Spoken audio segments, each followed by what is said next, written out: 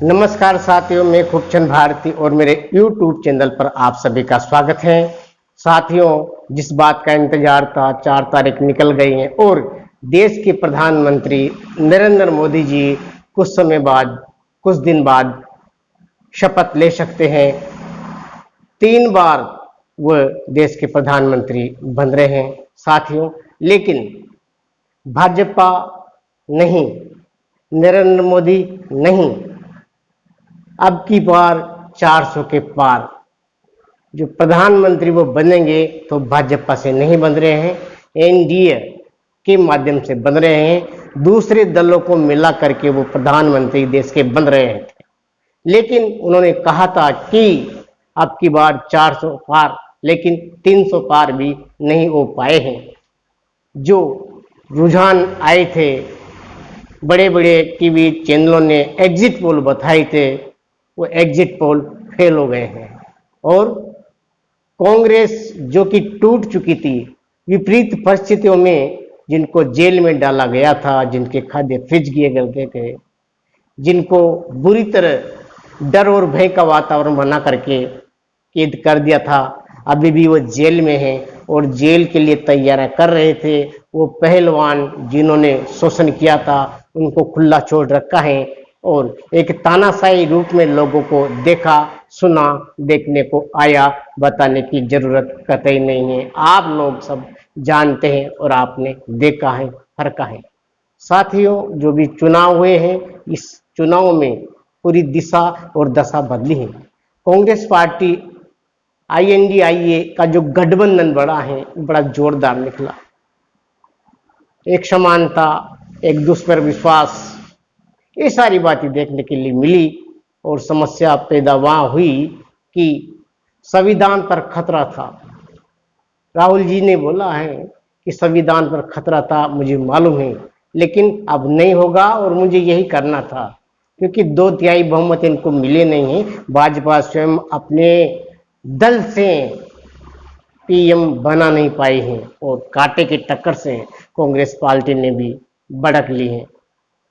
India गठबंधन ने भी जोरदार प्रदर्शन करके अपनी पार्टी को जिंदा रखा है, बचाया है, नई ऊर्जा का संचार किया है और विपक्ष में वो लोग जब बैठेंगे संसद में तो आम गरीब के लिए बोलेंगे, क्योंकि इस बार 3 गुना SC ST के लोगों ने, गरीब परिवार के लोगों ने कांग्रेस को वोट दिए हैं। वोटों से इजाफा हुआ है, वह गरीब का वोट था, क्योंकि अनेक प्रकार की योजनाएं राहुल गांधी के माध्यम से चलाई गई थी और उन योजनाओं का फायदा अगर गरीब को मिलता है तो वह उन्नति करता है। परिवार आर्थिक रूप से सक्षम है, उनको इस छोटे मोटे पैकेज की जरूरत नहीं होती है, एक गरीब आदमी के लिए चाहिए था और राहुल गांधी ने गरीब लोगों के लिए बहुत कुछ राहत कार्य के लिए घोषणाएं की थी, जिनसे कि गरीब लोगों ने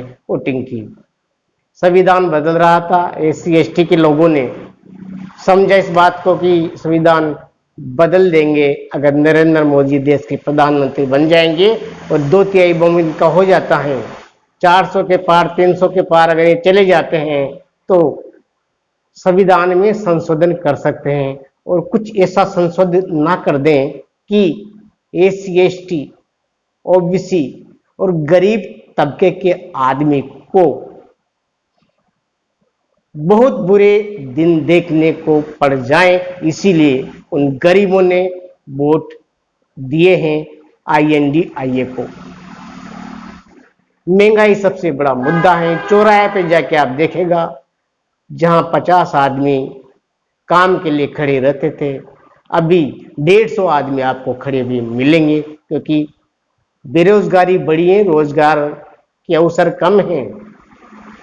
ये आप देखते हो, जिस वातावरण में रहते हो, आप जानते हो। मेरे देश के जो भी गरीब भाई बहन देख रहे हैं इस चैनल के माध्यम से, तो हमारा एक ही उद्देश्य होते हैं कि जो गरीब हैं उनका विकास होना चाहिए।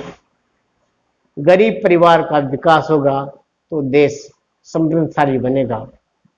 महंगाई बढ़ गई है और महंगाई बढ़ने से आम आदमी की आय का स्रोत कम हुआ है, लेकिन महंगाई बढ़ी है, महंगाई बढ़ने के कारण परिवार पर संकट आया है। और महंगाई जब बढ़ जाती है तो आप जानते हो कि किस दौर से गरीब परिवार को गुजरना पड़ता है। और महंगाई पर राहुल जी ने बोला, समझाया।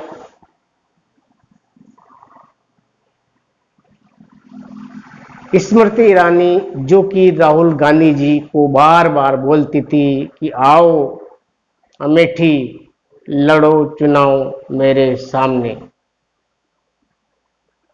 लेकिन राहुल गांधी जी अमेठी नहीं गए। उन्होंने बोला आपके लिए तो किशोरी लाल जी काफी हैं, हरा दिया, घमंड था, चिकनाचूर हो गया। मोदी जी भी बोलते थे डबल इंजन की सरकार, आपकी बार 400 पार। ऐसे ऐसे अपवाद वाले भाषण भी उन्होंने कहा है जो कि देश के प्रधानमंत्री की गरिमा होती है। और ऐसे जो प्रवचन दिए जाते हैं, कहा जाता है, बोला जाता है, जिसमें कुछ अभिन्नता देखने को नजर आती है। तो ये सारी बातें देखी हैं, सुनी हैं। SC ST के लोगों ने वोटिंग भरपूर की है और खाते फ्रीज कर दिए थे। कांग्रेस पार्टी के, अन्य पार्टियों के जेल में डाल रहे थे, बहुत से डाल दिए गए हैं। राहुल गांधी जी को भी मानहानि के केस में फंसा दिया था और वहां से वापस आए, चुनाव लड़े। अब कांग्रेस पार्टी जिंदी हो चुकी है, अब शक्ति और ताकत आ गई है क्योंकि सदस्य बढ़ गए हैं। जो होना था वो हो गया है। राहुल जी ने बोला था, उनका सपना था, वो पूरा हो गया है। तो राहुल जी हारे नहीं हैं। और सबसे बड़ी शक्ति और सबसे बड़ी ताकत वह थी जो कि कभी कभी नजर आई, प्रियंका गांधी जी। टिकट नहीं मांगा, चुनाव नहीं लड़ी, एकदम खुलेपन के साथ हर बूथ पे जाकर के जगह जगह मीटिंग्स लेकर के लोगों को समझाया और इस प्रकार से अपने परिवार की और जो कांग्रेस पार्टी है उसके जो नियम है, कानून है, कायदे हैं, मुद्दे हैं, किस पर हम लड़ रहे हैं, किस प्रकार से हमारे पूर्वजों ने इस देश को बचाया है और यहाँ तक लाए हैं। नरेंद्र मोदी जी की गलतियां भी भुनाई हैं तो कांग्रेस ने जो काम किए हैं वो भी दिखाए हैं। वो बड़ी शालीनता के साथ स्पष्ट शब्दों में हिंदी भाषा का प्रयोग करके लोगों तक पहुंची। तो इसीलिए प्रियंका गांधी जी का बहुत ही जोरदार प्रदर्शन रहा है। नमस्कार साथियों, आगे मिलते रहेंगे, बताएंगे आपको। धन्यवाद, लाइक कीजिएगा और पहली बार देख रहे हो तो सब्सक्राइब कर देना मेरे साथियों। सब्सक्राइब करेंगे तो हमारा मनोबल बढ़ेगा और एक से एक अच्छी और सच्ची बात आप तक पहुंचाने का प्रयास करेंगे, सही सही बात आप तक आए। नमस्कार, धन्यवाद।